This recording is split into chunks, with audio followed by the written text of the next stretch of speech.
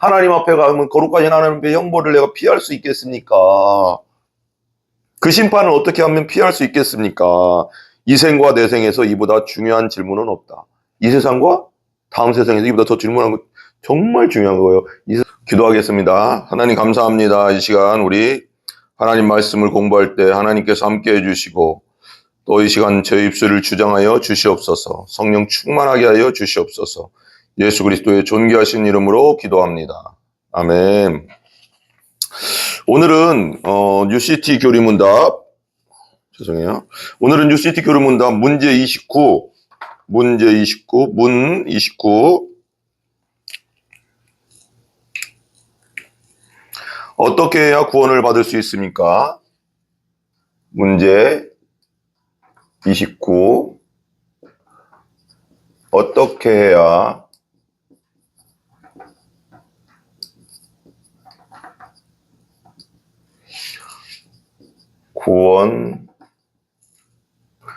구원을 받을 수 있습니까?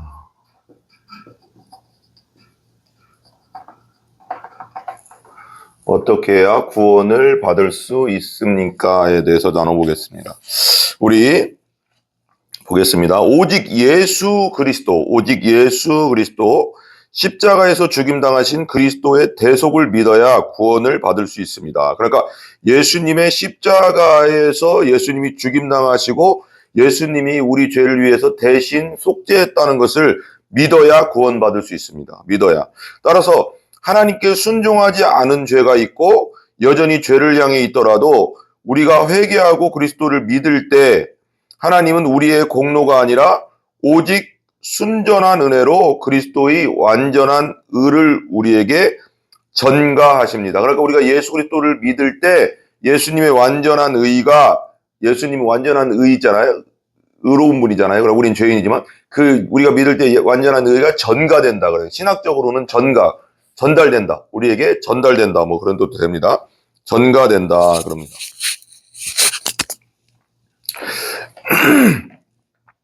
에베소서 2장 8절에서 9절에 이렇게 나와요. 너희는 그 은혜에 의하여 믿음으로 말미암아 구원을 받았으니 그래요. 그 은혜로 인하여 은혜에 은하여 하나님의 은혜는 받을 수 없는 자에게 주시는 값없는 선물이죠. 값없이 주시는 선물. 그러니까 우리는 받을 자격이 없어요. 우린 죄인이라 그죠? 근데 예수님을 우리에게 주신 거죠. 은혜를 의하여 믿음으로 우리 예수님을 믿음으로 말미암아 구원을 받았으니 이것이 너희에게서 난 것이 아니고 우리가 힘써서 우리의 능력으로 우리의 행위로 된 것이 아니라 하나님의 선물이라. 하나님의 선물. 하나님이 주신 선물이라는 거예요. 믿음과 구원은 행위에서 난 것이 아니니 이는 누구든지 자랑하지 못하게 함이라. 우리가 행동해서 똑바로 살아서 하나님 나라를 하나님을 만날 수가 없어요. 완벽해야 되는데 완전히 거룩해야 되는데 우리가 어떻게 그렇게 할 수 있겠습니까? 오직 믿음으로만 우리가 의로워지는 것입니다. 찰스 스펄전 목사님께서 이렇게 얘기했어요. 찰스 헤든 스펄전 목사님께서 우리 유명한 그 목사님이죠. 우리는 믿음으로 의롭게 되어 하나님과 화평을 누린다. 우리는 믿음으로 의롭게 되어 하나님과 화평을 누린다. 이거 정말 중요하죠. 믿음으로만 의롭게 될 수 있고 그럼으로써 우리가 하나님과 화평하게 된다. 우리는 하나님과 원래 원수였는데 예수님을 믿음으로 의롭게 되고 하나님과 화평을 누리게 된다는 것입니다. 양심은 더 이상 우리를 고소하지 못한다. 우리의 영혼의 양심 우리를 더 이상 고소하지 못한다는 거예요. 왜? 계속 마귀는 우리를 참소하거든요. 너 옛날에 이랬잖아, 저랬잖아. 옛날에 너 이런 죄 졌잖아, 저런 죄 졌잖아. 그렇게 할 수 있는데 예수님을 믿는 순간, 예수의 보혈을 믿는 순간 우리가 거기서 자유해진다는 거예요. 왜? 예수님께서 나의 죄를 다 씻으시고 용서해 주시고 보혈의 피로써 용서해 주었기 때문에 더 이상 거기에 우리가 매이지 않는다는 거예요. 우리가 주님 안에서 자유해진다는 겁니다. 자유해진다는 거예요. 죄책감에서 그 엄청난 그 양심의 고통에서 우리가 예수 믿을 때 완전한 자유함을 누린다는 겁니다. 이제 심판은 죄인에게 불리한 판결이 아닌 유리한 판결을 내린다. 이제 심판은 죄인에게 불리한 판결이 아닌 유리한 판결을 내린다. 이거 되게 재밌죠? 우린 죄인인데 우린 죽으면 한 번 죽는 것은 정해진 거고 그 외에는 심판이 있다고 했잖아요. 그 심판은 예수님으로 인해서 예수님 십자가로 인해서 우리 심판이 지나갔어요. 지나가기 때문에 더 이상 우리에게 그것이 뭐라고 할까요? 죄인에게 불리한 판결이 아니라 유리한 판결로 내려진다는 거예요. 이제는 우리는 법정적으로 무죄, 의롭다. 예수님 믿어서 너 의롭다라고 정해져 있다는 거예요. 너무 기쁜 일 아닙니까? 우리의 기억은 지난 죄를 돌아보며 깊은 회한에 젖는다. 그렇죠. 당연하죠. 지난 죄를 돌아보면서 회한에 젖잖아요. 하지만 앞으로 임할 형벌을 두려워하는 마음은 전혀 없다. 우리는 이제 심판받지 않습니다. 형벌당하지 않습니다. 왜? 죄에는 형벌이 있잖아요. 죄를 지면 감옥에 가잖아요, 사람들이. 그렇듯이 우리도 죄 때문에 영원한 지옥 형벌을 당해야 되는데 예수님께서 십자가에서 형벌을 다 나에 대신 형벌을 다 당했기 때문에 더 이상 우리에게 형벌에 대한 두려움이 없다는 것입니다. 지옥에 대한 두려움이 없다는 것입니다. 그리스도가 자기 백성의 빚지다 했죠. 빚을 1.1회까지 다 지불하셨다는 거예요. 죄의 빚을 다 갚았다는 거예요. 우리가 하나님 앞에 죄진 죄의 빚을 다 갚았다는 거예요. 예수님의 보혈로. 지불하시고 하나님께 영수증을 받아내셨기 때문이다. 진짜 스펄전 목사님은 참 이 단어를 잘 쓰는 것 같아요. 하나님께 영수증을 받아내셨다. 예수께서 대신 죽어주신 영혼은 그 누구도 지옥에 던져지지 않는다. 예수님께서 대신 죽어주신 영혼은, 그러니까 예수 그리스도를 믿는 거듭난 영혼은, 중생한 영혼은 그 누구도 지옥에 던져지지 않는다. 하나님은 하나의 빚의 배상을 2번 요구하실 정도로 불의하지 않으시다. 그러니까 한번 빚이, 내가 1,000만 원의 빚이 있다. 그러면 1,000만 원 갚으면 끝난 거지. 또 한 번 요구하지는 않는다는 거, 하나님도. 그럼 불의한 분이 아니잖아요. 하나님도 2번 요구하실 정도로. 세상에서도 그런데 하나님이 공의로우시고 믿는 것은 공의로우시다고 공의. 우리 하나님은 공의와 사랑의 하나님이죠. 사랑의 하나님인데 공의로우시다고 믿는 것은 성령으로 새로워진 우리의 본성에는 가장 근본적인 원칙처럼 보인다. 그렇죠? 우리는 하나님이 공의로우셔야 한다고 느낀다. 당연하죠. 처음에는 하나님의 공의로우시다는 이 믿음이 우리에게 두려움을 준다. 당연하죠. 우리가 예수 그리스도가 없다면, 우리가 예수님을 안 믿는다면 하나님의 공의의 심판이 가장 두려운 겁니다. 하나님의 눈에서는 비껴갈 수가 없거든요. 하나님 앞에서는 죄가 낱낱이 다 드러나거든요. 근데 예수 그리스도로 인해서 그 죄 문제가 해결됐다. 하나님의 공의가 우리에게 심판을 하나님이 심판하지 않는다는 거예요. 왜? 예수님께 다 진노의 심판을 내렸기 때문에. 나중에는 우리의 확신과 평화의 기둥이 된다는 사실은 놀라운 것이 아니다. 하나님이 공의로우시다면 나는 그 누구도 대신할 자 없이 홀로 그 형벌을 받아야 한다. 그죠? 하나님은 공의로우세요. 공의의 하나님이세요. 근데 공의의 하나님이 온전히 심판을 나에게 내리시면 여기에서 피해갈 자가 있다 없다? 없다. 없다는 게 문제입니다. 이게 무섭다는 거죠. 그죠? 하나님이 공의로우시면 나는 그 누구도 대신할 자 없이 홀로 그 형벌을 받아야 된다. 하나님이 공의로우시면 나는 형벌을 당해야 됩니다. 내 죄 때문에. 내가 생각으로, 마음으로, 행동으로, 내 마음대로 산 그 죄 때문에 공의의 심판, 내가 한 번 죽는 건 정해진 것이고 그 다음엔 심판이 있으려 그랬잖아요. 우리 죽으면 심판받습니다. 하나님 앞에 가서 심판받아야 됩니다. 우리가 살았던 것에 대해서. 이거 무조건 하나님 앞에 서야 되는데, 하나님 앞에 딱 서야 되는데, 나라는 존재가 딱 서야 되는데, 하나님의 내가 살았던 걸 다 기록해놨거든요. 성경에 나오잖아요, 요한계시록에. 근데 어떻게 이 공의로운 하나님 앞에서 우리가 심판을 받지 않겠습니까? 우리는 수많은 거짓말과 수많은 음란한 생각과 수많은 악한 생각과 수많은 수근수근함과 잘못된 말과 사람 마음 아프게 하는 말과 또 잘못된 행동들을 얼마나 많이 보냈습니까? 그냥 죄 자체잖아요. 죄덩어리잖아요, 우리가. 근데 이 죄를 예수님이 십자가에서 나의 죄를 짊어지고 죽으시고 형벌을 당하셨다는 거.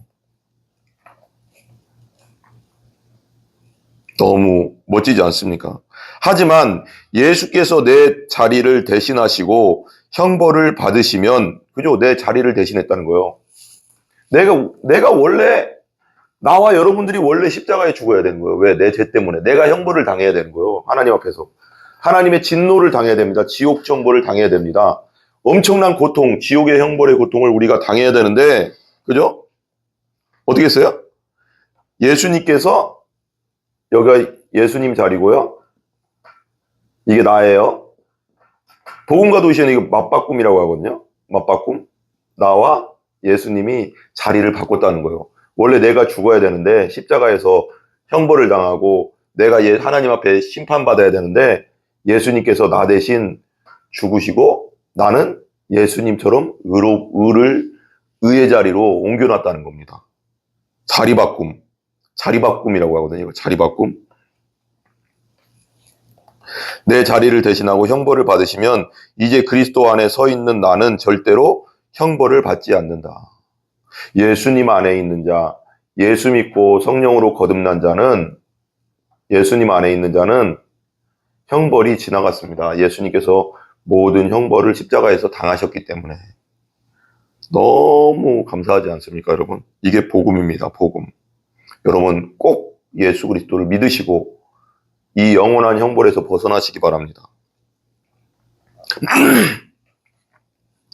하나님은 공의로우시기 때문에 예수님께서 대신하신 한 영혼에게, 예수님께서 우리를, 그리고 여러분들을 위해서, 우리 성도님들을 위해서 한 영혼에게 하나님이 율법의 채찍을 내리시려면 자신의 본성을 바꾸셔야만 한다. 예수님께서는 대신 다 맞으셨는데 또 나를 또 때리지 않는다는 거예요. 예수님께 다 형벌을 당하셨는데 또 하나님이 또 때리시지 않는다는 거예요, 우리를. 다시 심판하지 않는다는 거예요. 그러면 하나님은 하나님의 본성 자체를 바꿔야 돼요. 공의로우시다는 게 공의로우시지 않잖아요, 그러면. 하나님은 본성이 바뀌지 않는데. 창세로부터 지금까지 바뀌지 않는 분인데. 영원토록. 예수께서 믿는 자의 자리를 대신하셔서 자기 백성이 죄로 인해 당해야 하는 하나님의 진노를 온전히 충족시키셨다. 하나님의 진노의 포도주 잔을 십자가에서 나 대신 다 받으셨다고요. 나의 죄를 짊어지고 다 당하셨다고요. 완전하다. 예수님의 십자가에는 우리의 죄에 대해서 완전하게 형벌을 다 당하셨다. 온전히 충족됐다. 그래서 신학적으로는 온전히 충족됐다. 그래요. 충족됐다. 완전히 끝났다. 완전히 하나님의 진노의 심판이 만족됐다.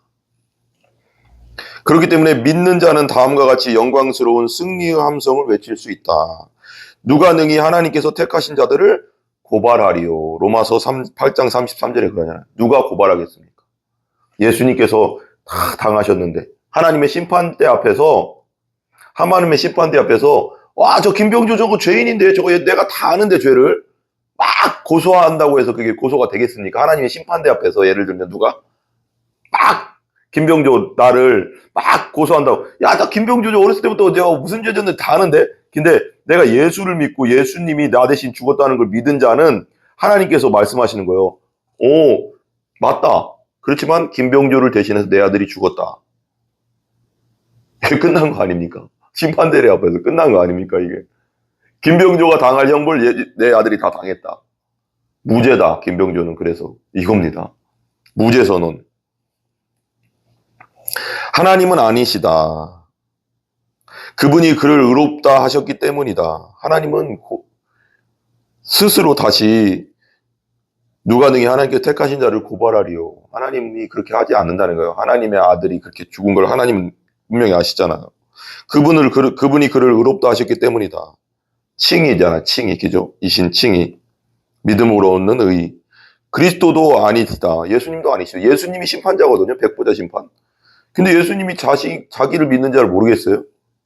그리스도는 죽으시고 죽으실 뿐 아니라 다시 살아나신 분이기 때문이다.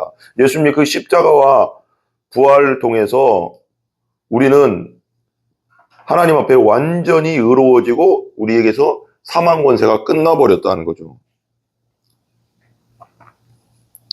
멋있습니다. 저는 복음에 대해서 더 깊이 들어가면 들어갈수록 참 놀라지 않을 수 없고 감동하지 않을 수 없는 것 같아요.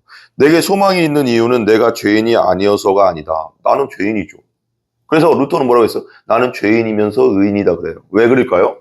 내가 왜 그렇게 루터는 그렇게 얘기했을까요? 나는 육신의 죄성을 가지고 지금 나는 육신을 가지고 보이는 육신, 어머니 뱃속에서부터 나왔던 원죄를 가지고 그 아담의 그 원죄를 가지고 태어났기 때문에 죄성을 가지고 있습니다. 이 육신은. 근데 내 영혼은 내가 예수님 믿는 순간 내가 중생하고 하늘 생명 받고 영혼이 살아나고 영혼이 다시 살아나고 부활한 다음에는 내 영혼은 의로워요, 의로워. 그래서 이게 육신의 죄성과 성령의 소욕과 육신의 소욕이 막 싸운다고 하잖아요. 그러니까 나는 죄인이면서도 의인이에요. 내가 내 육이 죽으면, 이 육이 죽으면 나는 예수님께로 가고 나중에 예수님 오실 때 내 영혼이 같이 와서 부활해서 완전한 거룩한 몸을 갖는 겁니다. 내 소망이 있는 이유는 내가 죄인이 아니어서가 아니라 그리스도가 대신 죽어주신 죄인이어서다. 나에게 소망이 있는 건 뭐냐면 내가 죄인이 아니라서가 아니라 예수님, 주 예수 그리스도께서 대신 죽어주신 죄인이기 때문에 내가 소망이 있는 겁니다. 너무 멋진 말 아닙니까? 주 예수 그리스도께서 대신 죽어주신 죄인. 우리 없나, 우리.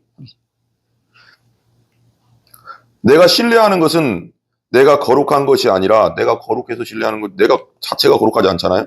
내가 거룩하지 않아도 그분이 내 의가 되신다는 사실이다. 나는 거룩하지 않지만 예수님께서 나의 의로움이 되고 거룩함이 되어 주신다는 사실이다. 아멘. 내 믿음은 지금 내가 어떤 존재인지, 앞으로 어떤 존재가 될지, 또는 내가 무엇을 느끼고 아는지에 달려있지 않다. 내가 느끼는 대로 되는 게 아닙니다. 내 믿음은 어떤 존재, 어떻게 될지요, 내가 무엇을 느끼고 아는지에 달려있지 않다. 오히려 그리스도가 누구이신지, 우리의 믿음은 예수님이 누구이신지가 중요합니다. 누구이신지, 그리스도가 무엇을 하셨는지. 그러니까 이게 되게 중요하거든요. 우리의 믿음은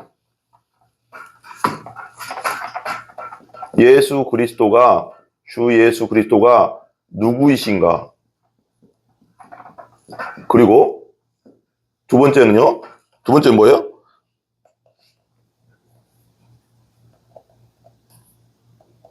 그리스도가 무엇을 하셨는가. 예수님은 나를 위해 무엇을 하셨는가. 그리고 그리스도가 나를 위해 무엇을 하고 계신지를 달려있다. 지금 예수님께서는 지금도 나를 위해 무엇을 하고 계실까요? 무엇을 하고 계신가? 예수님 누구세요? 하나님의 아들이고 우리 죄를 위해 십자가에 돌아가시고 3일 만에 부활하신 분이죠. 하나님이시죠. 메시아죠. 구원자죠. 우리의 왕이시죠. 무엇 하셨습니까? 십자가와 부활 사건을 통해서 우리를 살리셨죠. 우리를 의롭다 하셨죠. 의롭게 하셨죠. 그 다음에 지금도 무엇을 하고 계십니까? 하나님 보좌 우편에 앉아서 우리를 위해서 끊임없이 중보해 주시죠. 내가 회개할 때마다, 예수님을 의지하고 회개할 때마다 예수님께서 하나님께 말씀해 주신 것, 내가 저를 위해서 죽었습니다. 저 죄를 위해서 죽었습니다. 얼마나 든든합니까? 공이라는 사자 위에 소망이라는 여인이 여왕처럼 올라타 있는 것이다. 정말 스펄전 목사님은 정말 그걸 얘기하다는, 저도 이제 철로역정을 좀 계속 읽고 있는데 철로역정을 100번 이상 읽었대요. 근데 철로역정이 되게 비유와 그 존버년의 철로역정, 우리 침례교 목사님이잖아요. 그 1600년도에 성경 다음으로 많이 팔린 책 철로역정. 그걸 100번을 읽었답니다. 얼마나 비유적으로 설교를 잘하는데, 공이라는 사자 위에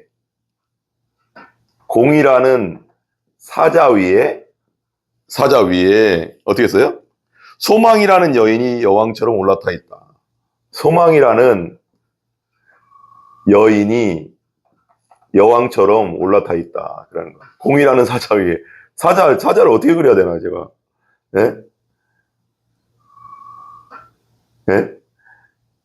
사자를 어떻게 그려야 되나. 예? 예? 공이라는 사자 위에 여자가 올라타 있대요. 이렇게, 여자가. 소망이라는 여인이 여왕처럼 올라타 있다. 그렇게 말하고 있어요. 이 사람, 공이라는 사자 위에 소망이라는 여인이 여왕처럼 올라타 있다. 하나님은 공의로우시죠. 그렇지만 우리가 예수님 때문에 소망을 가지고 살 수 있는 겁니다. 너무 멋지네요. 그죠? 케빈 드 영이라는 목사님은 이렇게 얘기했어요.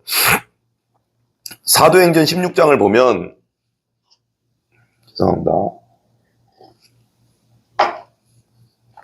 16장을 보면 격렬한 지진이 났을 때 바울과 실라는 감옥에 갇혀 있었다. 죄수들은 달아났고 잠에서 깬 간수는 모든 죄수가 달아난 것을 보고 크게 낙심했다. 그리고 바울과 실라가 갇혀 있었잖아요. 간수가 자살하려는 순간, 왜 간수가 자살하려고 했냐면 자기가 지키고 있는 죄수들이 다 도망가면 사형되거든요. 죽어요. 그 로마법에 의해서 죽어요. 사형되니까 그렇게 고통스럽게 죽을 바에는 내가 그냥 죽겠다, 자살하겠다, 그 생각했어요. 바울이 그를 막았죠. 안 도망갔어요. 그러자 간수가 다음과 같은 유명한 질문을 던진다. 선생들이요, 내가 어떻게 해야 구원을 받으리까? 다 도망갔는데 내가 어떻게 하면 나 살죠? 어떻게 살 수 있죠? 이거. 그러니까 이렇게 얘기하는 거예요. 그러자 바울은 그에게 간단하면서도 성경적이며 굉장히 아름다운 답변을 내놓는다. 주 예수를 믿어라. 그리하면 너와 내 집이 구원을 받으리라. 살아나게 될 것이다. 어떻게 하여야 구원을 받으리까? 어떻게 하여야? 이 생과 내 생에서 이보다 중요한 질문은 없다. 그렇죠? 어떻게 해야 구원을 받습니까? 어떻게 해서 내가 죄 가운데서 하나님의 심판을 당하지 않고 하나님의 형벌을 당하지 않고 지옥에 떨어지지 않겠습니까? 내 죄 때문에 난 죄가 너무 많은데요. 마음과 생각과 입으로 지은 죄, 거짓말, 온갖 죄, 생각으로 지은 죄, 음란한 생각, 악한 생각, 더러운 생각, 더러운 말, 악한 말, 음란한 거 본 거, 나쁜 거 본 거, 잘못된 행동들.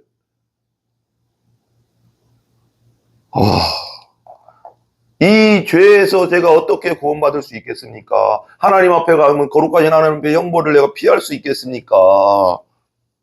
그 심판을 어떻게 하면 피할 수 있겠습니까? 이 생과 내 생에서 이보다 중요한 질문은 없다. 이 세상과 다음 세상에서 이보다 더 질문한 거 정말 중요한 거예요. 이 세상에 살면서 이 질문은 무조건 해야 되는 질문이잖아요. 이 질문에 대한 교리문답의 대답은 그리스도를 믿는 믿음이다. 그랬어요. 그리스도를 믿는 믿음. 내가 어떻게 구원받는다? 그리스도를 믿는 믿음입니다. 예수 그리스도를 믿는 믿음뿐이 없다고 했습니다. 성경에 나는 길이요 진리요 생명이다 그랬어요. 이것뿐이 없습니다. 오직 유일한 길은 믿음, 즉 구원받는 믿음이 무엇을 의미하는지. 구원받는 믿음이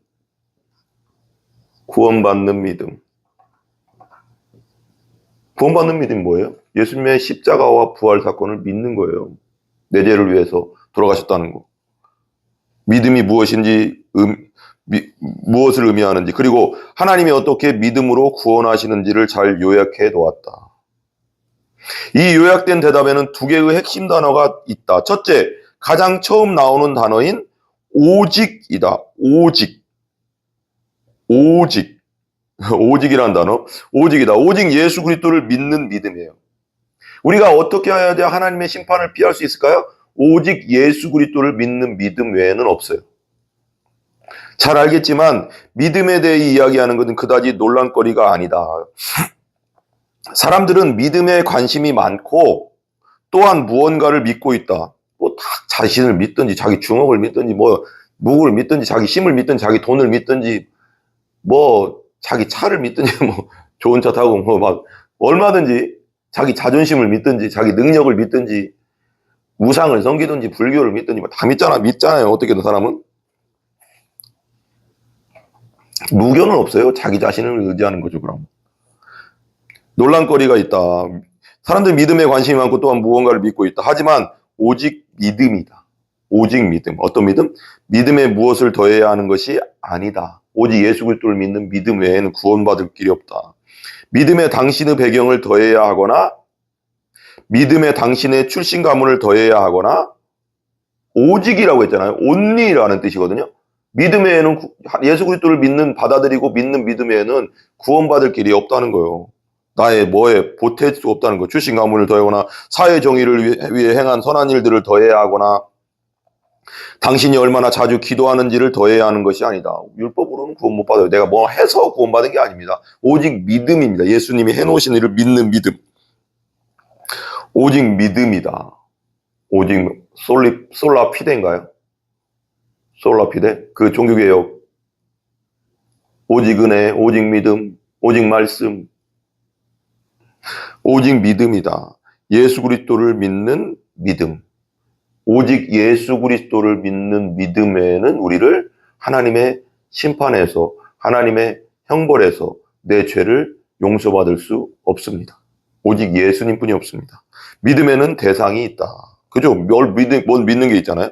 많은 사람이 계속해서 믿음과 신앙을 감상적으로 덧칠해서 이렇게 말한다.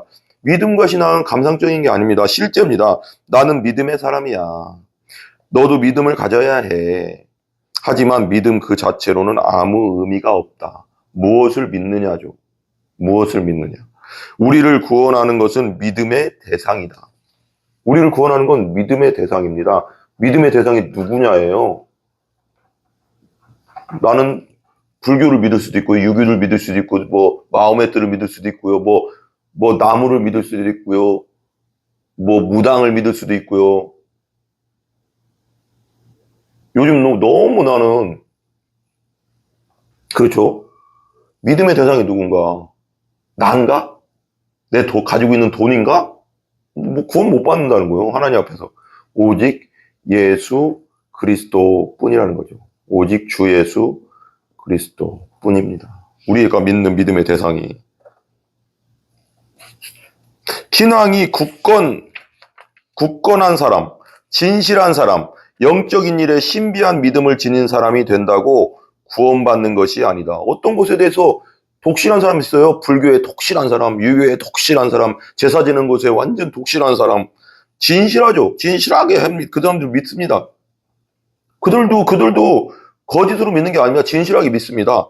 영적인 일에 신비한 믿음, 무당을 믿는 사람들도 진실하게 믿어요. 그죠? 믿음을 지닌 사람이 된다고 구원받는 것이 아니다. 대상이 누구냐예요. 오직 예수님만이 구원을 주신다는 겁니다. 예수 그리스도를 믿는 믿음이 우리를 구원한다.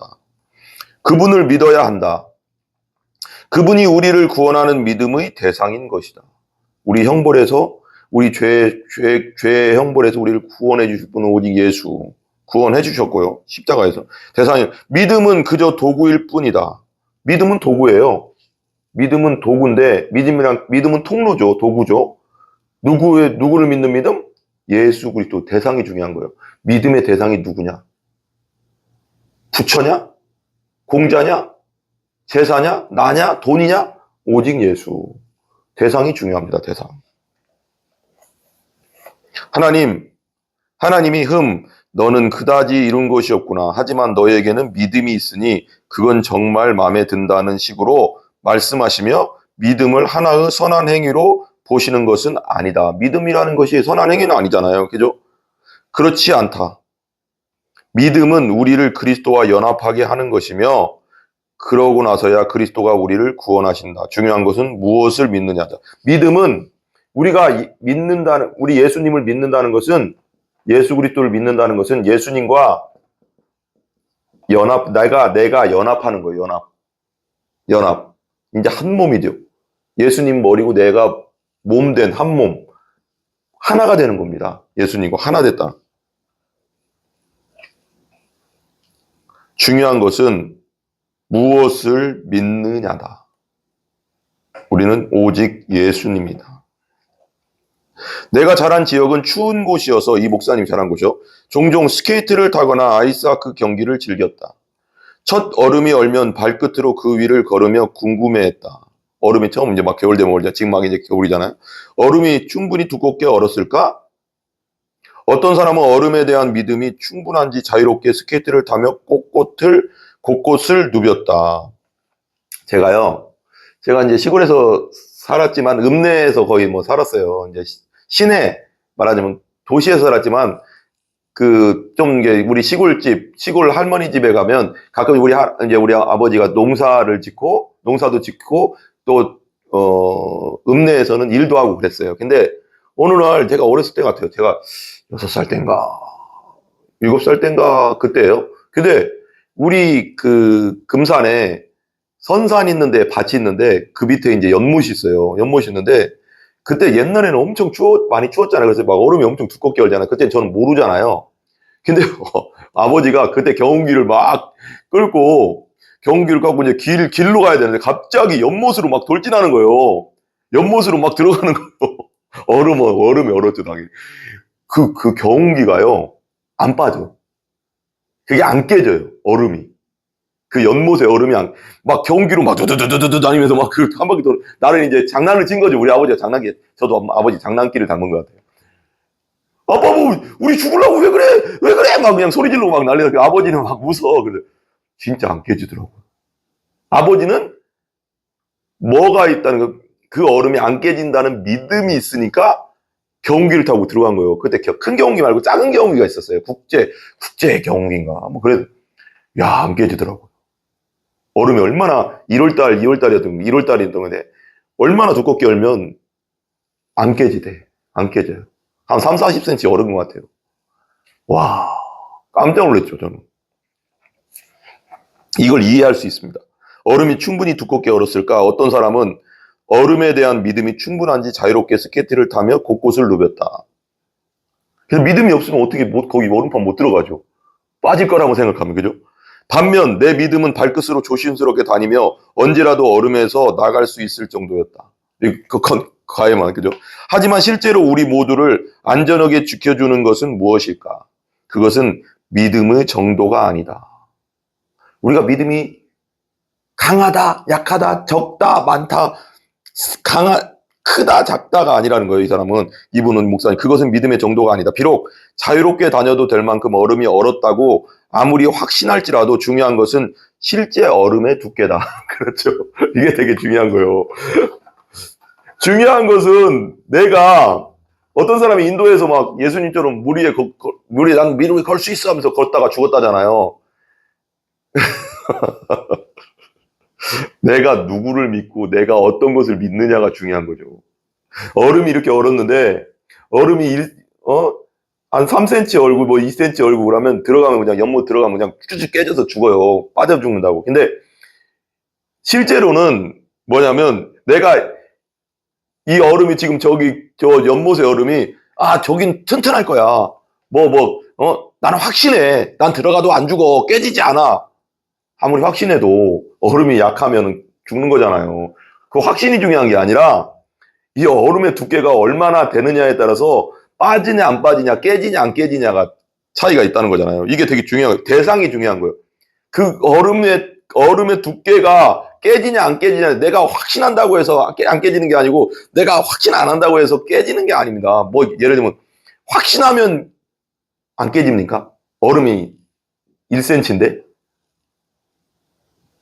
깨지죠. 이게 대상. 당신이 서 있는 대상이 당신을 구원한다. 내가 어디에 서 있냐? 모래 위에 서 있냐? 반석 위에. 예수님의 반석 위에 서 있냐? 반석 위에 집을 졌냐?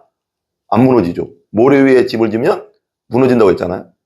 상수가 나고 막 태풍이 불면. 예수님의 반석 위에 섰냐? 다른 우상 위에 내가 서 있냐? 이거 무너진다는 거예요. 당신이 서 있는 대상이 당신을 구원한다. 내가 예수 그리스도 위에 서 있기 때문에 내가 구원받는 겁니다. 우리가. 아무리 튼튼해 보이는 돈의 바위, 권력의 바위, 우상의 바위, 철학의 바위, 다 무너져요. 다 무너져. 모래예요, 모래 나중에. 오직 하나님이 인정하시는 바위는 예수 그리스도라는 바위입니다. 그 바위에 내가 서 있어야 됩니다. 그래야지 구원받아요. 그 대상은 바로 예수 그리스도시다. 그렇기 때문에 예수 그리스도를 믿는 믿음뿐인 것이다. 둘째, 이 대답에는 굉장히 의미심장한 단어가 나온다. 바로 전가라는 거예요. 전가. 전가라는 것도 신학적 용어든 전가, 내가 많이 얘기하잖아. 전달, 그죠? 그리스도의 의로운 삶이 우리에게 전가된다는 믿음은 복음과 기독교 신학의 핵심이다. 예수님의 의로운 삶이 그 33년 동안 십자가의 죽으심, 그리고 부활하심, 그것이 나에게 그대로 전달된다. 예수 믿을 때. 전가된다는 삶은 믿음은 복음과 기독교 신앙의 핵심이라는, 전가란 우리도 그렇게 여겨진다는 뜻이다. 예수님처럼 봐주신다는 겁니다. 하나님께서 예수님 믿을 때. 의로운 자로. 이게 너무 중요한 겁니다. 우리는 그렇게 인정한다는 뜻이다. 우리를 그렇게 예수님처럼 인정해 주신다는 거예요. 예수님 믿는다는 것. 예수님이 한 걸 다 내가 한 것처럼 봐주신다는 거. 대단하지 않습니까? 마치 돈을 전신으로 송금하는 것과 비슷하다. 돈 우리 송금하잖아요. 그죠? 우리 안에 있는 본래적 의의가 뭘까요? inherent righteousness라고 하는데, 본래적 의를. 우리 안에 있는 의와 우리 안에 주입된 infused righteousness라고 해요. 는 다르다. 그러니까 우리 안에 있는 본래적 의라고 하고, 여기서는요, 이게 신학적 용어인데 본래적 의가 있고요, 우리 안에 있던 거. 그리고 주입된 의가 있대요. 주입된 의.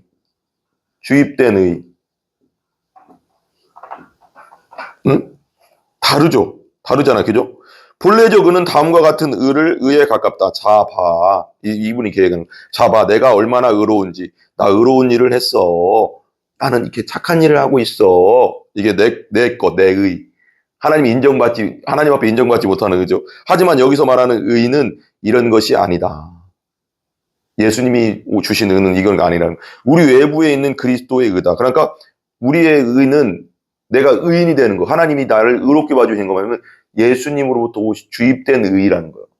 예수 믿을 때 내 안에 주입된 의. 예수님처럼 나를 봐주시는 의. 우리가 믿음으로 예수와 연합되어 예수의 의가 우리의 의로 여겨지는 것이다. 우리가 믿을 때 예수님의 의가 내 의처럼 하나님이 봐주시는 거. 실제적으로 우리의 의로 여겨지는 것이다. 그렇기 때문에 하나님은 공의로운 분이지만 악한 자를 의롭다 하실 수 있는 것이다.